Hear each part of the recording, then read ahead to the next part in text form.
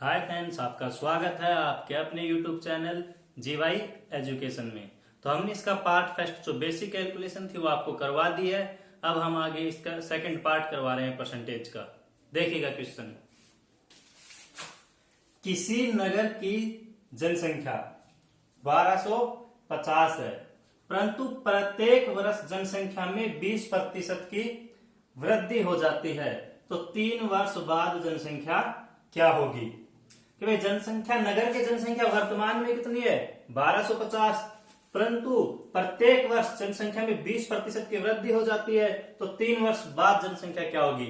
तो आप इसको बेसिक कैलकुलेशन से ऐसे कर सकते हो। भाई प्रथम वर्ष कितनी बढ़ जाएगी? 1250 है, इसका 20% निकालेंगे। सबसे पहले तो हम 20% निकालेंगे। 20% होता है कितना इसका? 250। यानी प्रथम वर्ष 20% बढ़कर कितनी हो जाएगी जनसंख्या?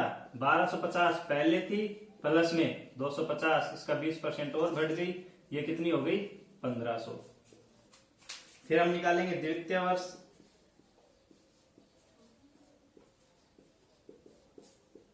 अब 20% तो बढ़ चुकी, प्रत्येक वर्ष 20% बढ़ती है, तो अब 1500 पे बढ़ेगी, इसका 20% निकालेंगे।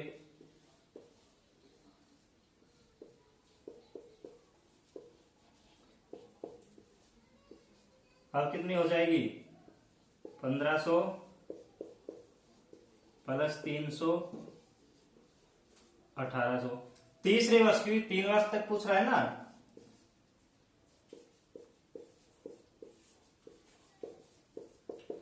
बीस % बढ़ जाती है, 1800 तो हो गई 2 सालों में। तीसरे साल का हम देखेंगे, 1800 का भी 20% बढ़ेगी,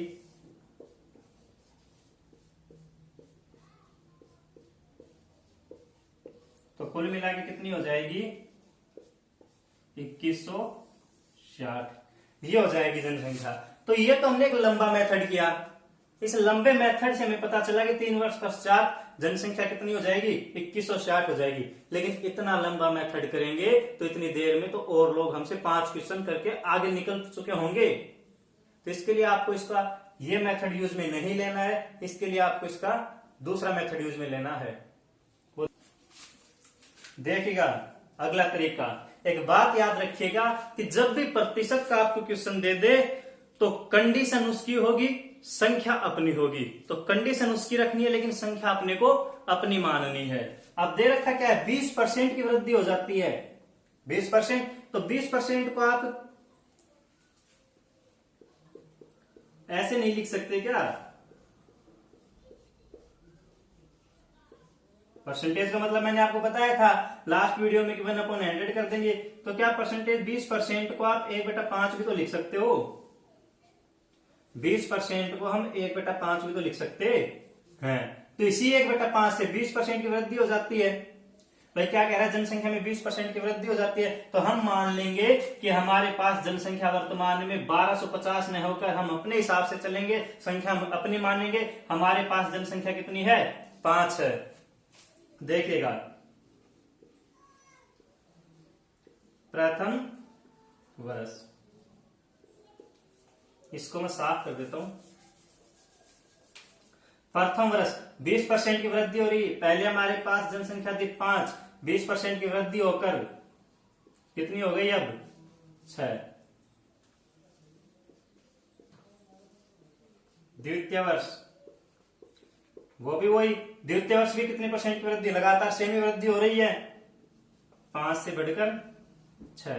5 से बढ़ना 6 होना 20% की होता है, जैसा कि मैंने आपको बता दिया है। 20% का मतलब 1/5 आप लिख सकते हो। 5 से 6 होना यानी कि 20% की वृद्धि हो रही है। इसी प्रकार तृतीय वर्ष,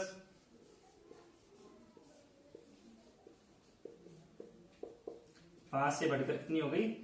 6। ये हमारे पास वर्तमान थी और ये बढ़ करके हो गई। अब इन हमको हम मल्टीप्लाई कर लेंगे। 5 5 25, 125, 6 6 36 और 216। यानी कि अगर हमारी जनसंख्या 125 होती तो 20% लगातार 3 वर्षों तक बढ़कर कितनी हो जाती, 216 हो जाती। लेकिन क्वेश्चन में हमें 125 न देकर कितना दे रखा है, 1250। क्वेश्चन में हमें 125 न देकर कितना दे रखा है, वर्तमान जनसंख्या 1250 दे रखी है। कितने गुना पर बैठा है ये, 125 1250। क्वेश्चन ने हमें दे रखा है 1250, हम लेके चल गए हमारी संख्या से 125, यानी कितने गुना पर बैठा है, 10 गुना पर। तो 3 वर्ष पश्चात में जनसंख्या कितनी हो जाएगी, गुना में 10। यही आपका आंसर आ जाएगा।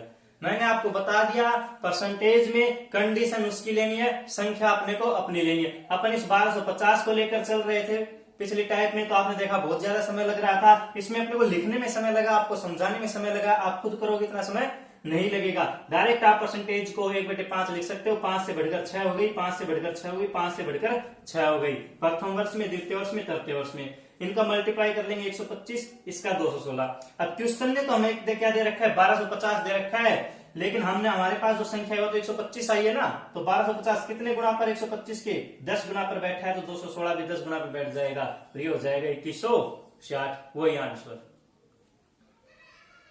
अब देखिए नेक्स्ट क्वेश्चन है आपके पास, किसी नगर की जनसंख्या पहले वर्ष 16 सही 2/3% बढ़ जाती है तथा दूसरे वर्ष 37 सही 1/2% घट जाती है तथा तीसरे वर्ष 57 सही 1/7% बढ़ जाती है तथा 3 वर्ष बाद नगर की जनसंख्या 1,65,000 हो जाती है। तो 3 वर्ष पूर्व जनसंख्या क्या थी भाई, 3 वर्ष बाद इतनी हो गई, इतनी बढ़कर घटकर बढ़कर इतनी हो गई। तो 3 वर्ष पूर्व जनसंख्या क्या थी, पहले वाले क्वेश्चन में आपको सिंपल प्रतिशत दे रखा था 20%। अब उस क्वेश्चन को तो आप कहोगे सर हम पहले वाले तरीके से भी कर सकते थे डायरेक्ट, लेकिन इस क्वेश्चन में आपको उसमें बहुत ज्यादा समय लगेगा। तो वही बात है, उसमें क्या करना है, अपने को संख्या अपने को अपनी माननी है, कंडीशन उसकी रखनी है। प्रथम वर्ष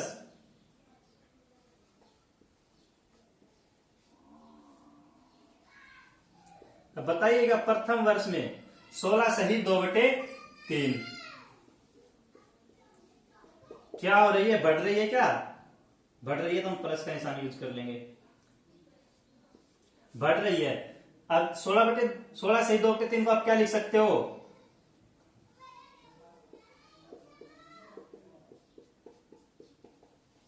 भाई 16 सही 2/3 को 16 48 और 2 50/3, प्रतिशत 98 है तो 1/100 से गुणा कर देंगे, बराबर 1/6 लिख सकते हो, नहीं लिख सकते। लेकिन आगे मैं आपको ऐसे नहीं बताऊंगा कैसे करते हैं, अभी देख लीजिएगा। प्रतिशत को हम भिन्न में कैसे बदल सकते हैं, 16 48 और 2 50/3, ये आपको पता है। प्रतिशत उठाने के लिए 1/100 से गुणा करते हैं, गुणा करेंगे 50 100 से कट जाएगा, 1/2 1/2 के नीचे गुणा कर देंगे, यहां से 3 दूनी 6। यानी हम 16 सही 2/3 को और क्या लिख सकते हैं, 1/6 लिख सकते हैं। देखिएगा अब प्रथम वर्ष हो गई 1/6 प्रतिशत से, द्वितीय वर्ष 37 से 1/2%,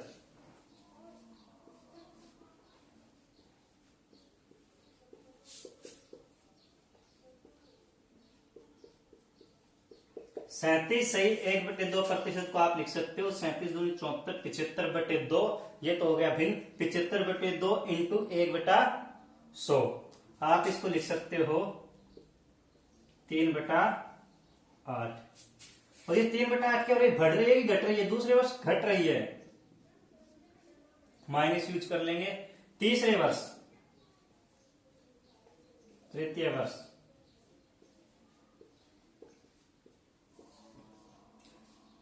सत्तावन से 1/7%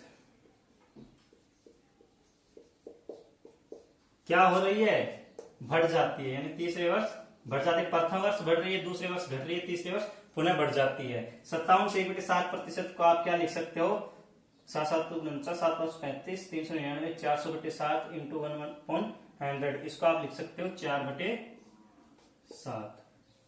अब देखिएगा करते हैं, यहां पर प्रथम वर्ष पहले हमारी जनसंख्या थी 6, कितनी बढ़ गई, 16 से 2/3% यानी 1/6, एक बढ़ गई 6 पर, तो बढ़कर के कितनी हो गई, 6 से हमारी जनसंख्या हो गई 7।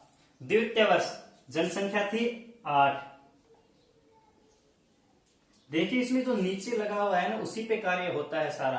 नीचे 6 तो 6 पे कम ज्यादा हो रही है, 6 पे इसमें 8 तो 8 पे इस पे 7 है तो 7 पे कम ज्यादा होगा। अब देखिएगा हमने 6 से बढ़ी थी तो हमने 6 पे एक बढ़ा दिया। अब दूसरे वर्ष क्या हो रहा है, जनसंख्या घट रही है, 37.2% जनसंख्या घट रही है, यानी 8 जनसंख्या थी, 8 में से 3 घट गई तो जनसंख्या कितनी हो गई, 5। तीसरे वर्ष जनसंख्या 57 से 1/7% यानी 4/7 जनसंख्या थी हमारी 7 और क्या हो रही है, बढ़ रही है, तो 7 से बढ़कर कितनी हो गई, 11।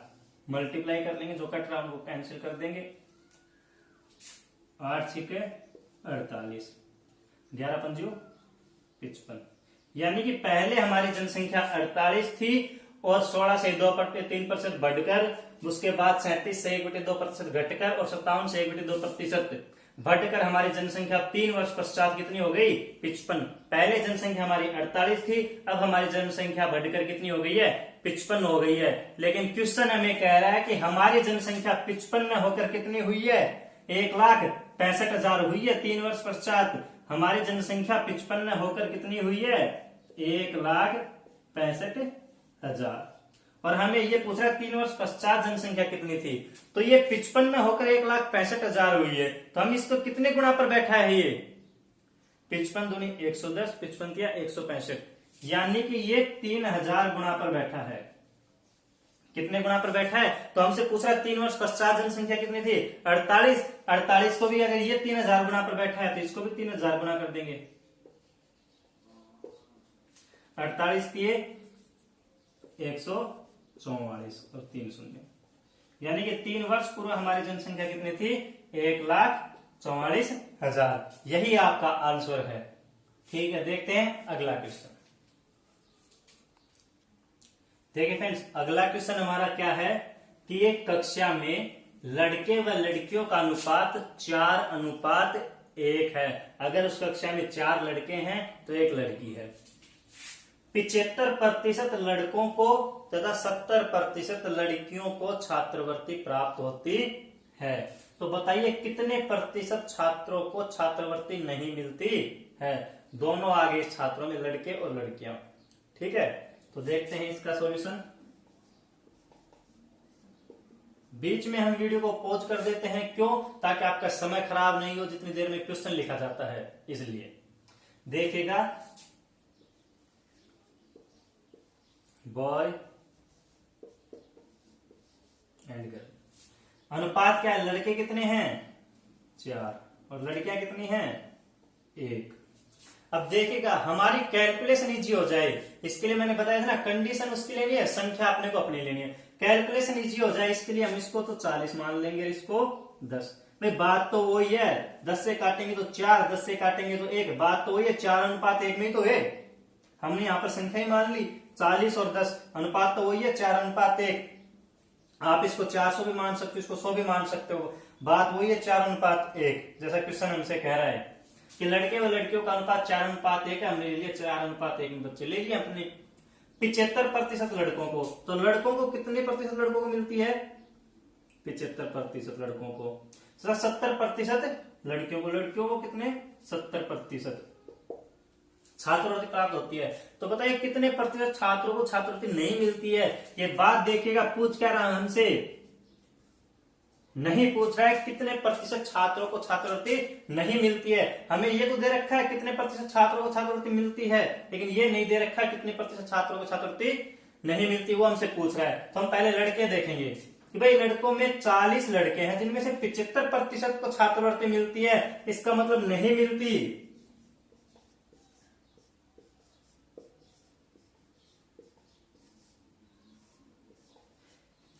40 में से 75% लड़कों को छात्रवृत्ति मिलती है, तो कितने प्रतिशत बच्चों को छात्रवृत्ति नहीं मिलती। सीधा सा 75% को मिलती है, इसका मतलब 25% को नहीं मिलती। लड़कियों में 70% लड़कियों को छात्रवृत्ति मिलती है, तो कितने प्रतिशत लड़कियों को छात्रवृत्ति नहीं मिलती, 30% लड़कियों को छात्रवृत्ति नहीं मिलती। अब देखिएगा 40 में 25% लड़कों को छात्रवृत्ति नहीं मिलती, तो हमें नहीं मिलती, ये यही पूछा, यही हम निकालेंगे। 40 का 25% होता है 10, यानी कि 10 लड़कों को छात्रवृत्ति नहीं मिलती, और 10 का 30% होता है क्या, 3, यानी कि 10 में से 3 लड़कियों को छात्रवृत्ति नहीं मिलती है। क्यों? क्योंकि 70% को तो मिल रही है, इसका मतलब 10 में से 7 को मिल रही है, और 10 का 30% 3 हो गया, इनको नहीं मिल रही है। यानी कि टोटल लड़के और लड़कियां मिलाकर कितने लड़के लड़कियों को छात्रवृत्ति नहीं मिल रही है, 13 लड़के लड़कियों को छात्रवृत्ति नहीं मिल रही है। टोटल हमारे पास लड़के लड़कियां हैं कितने, 40 और 10 50, यानी 50 लड़के लड़कियों में 13 लड़के लड़कियों को छात्रवृत्ति नहीं मिल रही है। तो हम कैलकुलेशन कर लेंगे, जिस चीज के ऊपर निकाल रहे होते हैं उसको नीचे लिखते हैं। 13 लड़के लड़कियों को छात्रवृत्ति नहीं मिल रही है, कितने में से, 50 में से, इंटू में प्रतिशत पूछ रहा है तो गुणा 100, प्रतिशत दे रखा होता तो 1/100, वही बात। 26% छात्रों को छात्रवृत्ति नहीं मिलती है। यही हमारा क्या है, आंसर।